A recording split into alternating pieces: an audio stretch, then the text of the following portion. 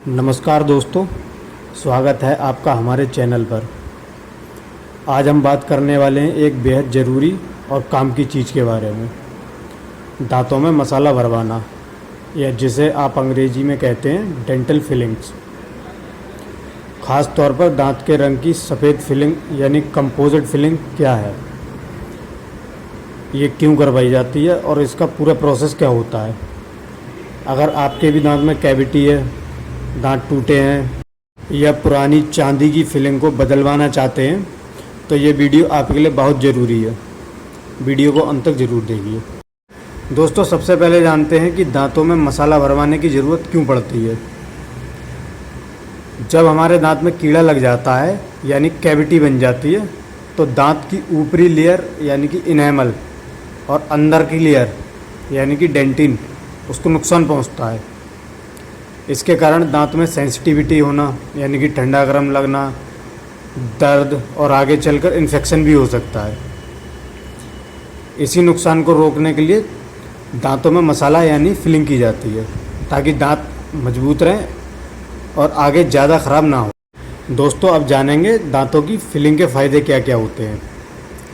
सबसे पहले तो दांत की ताकत बनी रहती है, इससे दर्द और सेंसिटिविटी ख़त्म होती है, खाना चबाना आसान हो जाता है और दांतों की सुंदरता भी बनी रहती है। दोस्तों, अब जानेंगे कि बाइट फिलिंग का पूरा प्रोसेस क्या होता है। सबसे पहले तो आप जब डेंटिस्ट के पास जाते हैं तो डेंटिस्ट पहले दांत की अच्छे से जांच करते हैं और अगर ज़रूरत लगती है तो एक्सरे भी किया जाता है उस दांत का।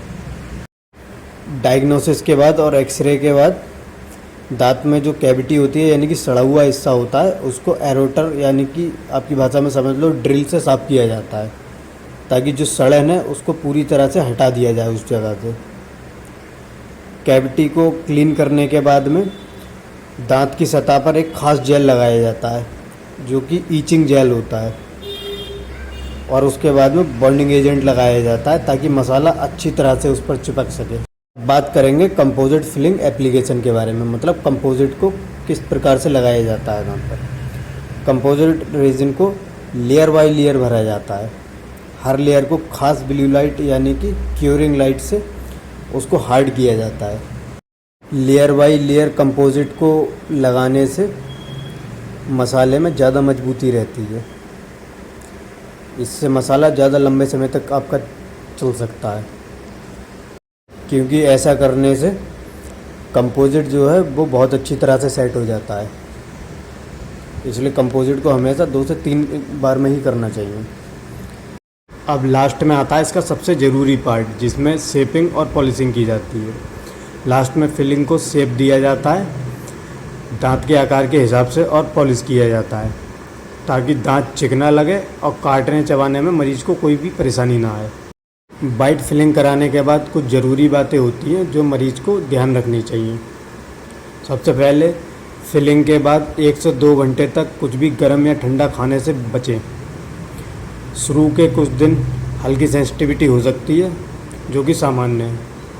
रोज़ ब्रश और फ्लॉस करना ना भूलें। हर 6 महीने में डेंटिस्ट के पास ज़रूर जाएं चेकअप के लिए। दोस्तों, अब बात करते हैं कि ये फिलिंग कितनी चलती है। अगर आप इसकी अच्छी देखभाल करते हैं तो ये 5 साल से लेकर 10 साल तक चल सकती है। ये दांत की कंडीशन के ऊपर भी निर्भर करता है। तो दोस्तों, उम्मीद है अब आपको पूरी जानकारी मिल गई होगी कि दांतों में मसाला कैसे भरा जाता है और बाइट फिलिंग कैसे की जाती है। अगर आपको ये जानकारी पसंद आई हो तो वीडियो को लाइक कीजिए, चैनल को सब्सक्राइब कीजिए और बेल आइकन दबाइए ताकि ऐसी हेल्थ और डेंटल से जुड़ी जानकारियाँ आपको मिलती रहें। धन्यवाद। मुस्कुराइए, स्वस्थ रहिए।